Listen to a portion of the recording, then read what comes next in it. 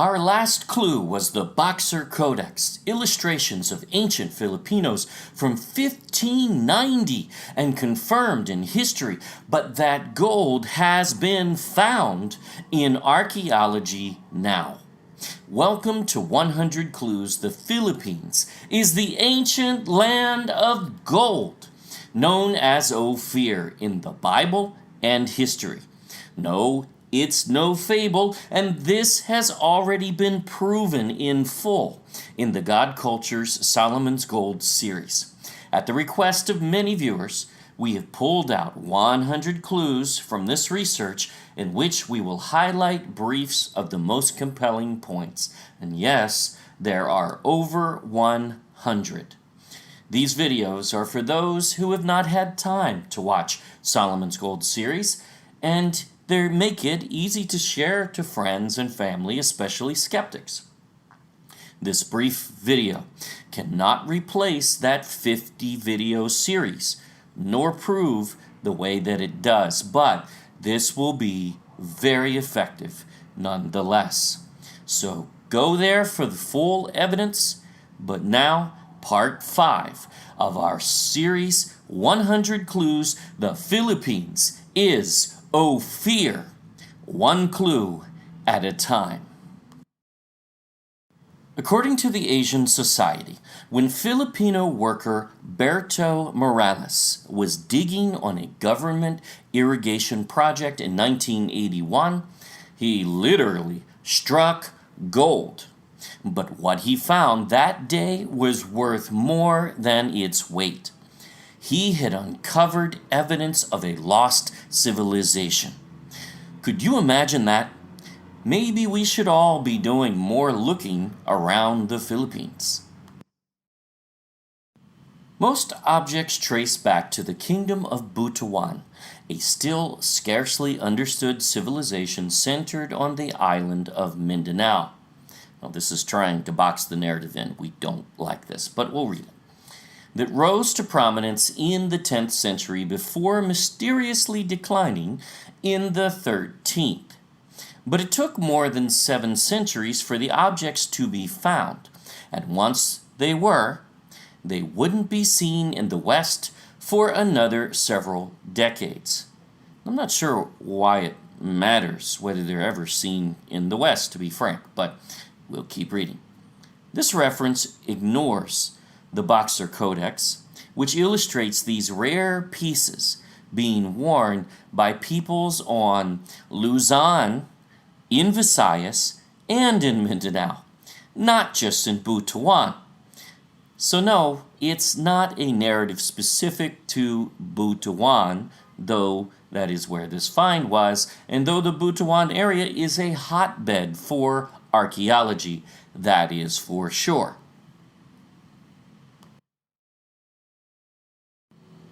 Gold is always factored into the history of the Philippines. Did you read that? Always. And that is actually literally true, we will prove. A country still estimated to have as much as $1 trillion worth of untapped deposits, that's of gold, beneath its surface. There you go, yet another confirmation of this fact.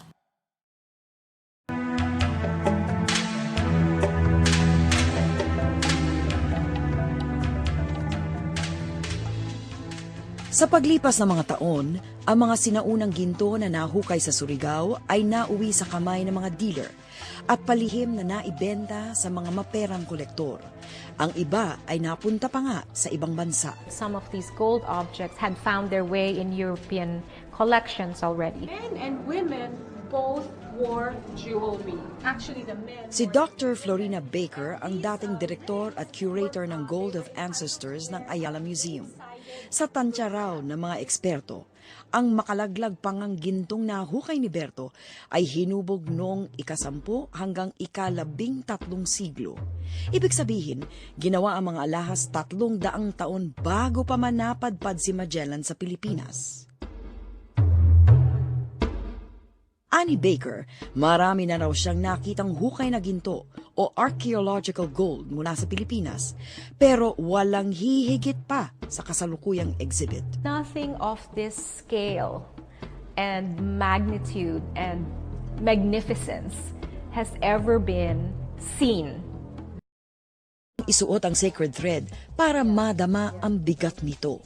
Itong tinatawag na sacred thread, ang pinakaimportanteng piyesa ng gold collection ng Ayala Museum. Halos 4 na kilo ang timbang nitong gintong sablay.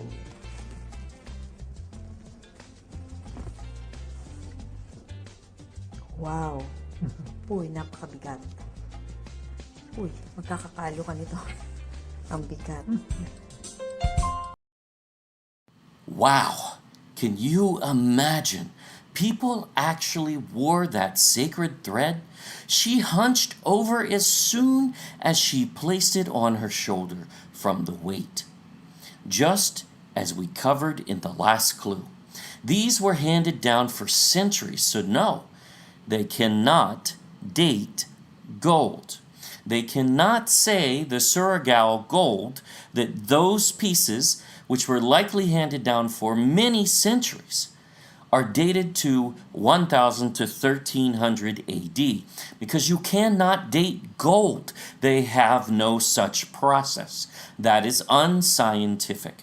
Now granted, they're trying to date it by other things, perhaps pottery and other things found with it, understandably so, except for they are ignoring this ancient tradition, and you cannot do that. They are assuming based on other items and not taking into account these pieces, especially being passed down for centuries. They make it sound as well as if Butuan emerged in 1000 AD. But that again ignores the finding of 80-foot-long ships in Butuan, dated back to as much as 300 BC. They do not realize it, but they are uncovering the ancient land of Ophir. They will, in time, give them some slack and give them time to come around. And look at these pieces, pictured from the Surigao treasure compared to the Boxer Codex. Is this Tagalog barangay captain not wearing a sacred thread? It's a match, and unmistakable. And is his dagger handle not the same as was found in the Surigao treasure? Another match. Look at his belt of fine gold, also found in the Surigao treasure. And finally, the Shebu collar, likely, much like the Egyptian Shebu collar, mind you, likely made in Cebu. We'll talk about that later. Also found in the Surigao treasure. And here is this couple wearing all of these things back in 1590. For centuries, many scoffed and laughed this off, claiming to be scholars.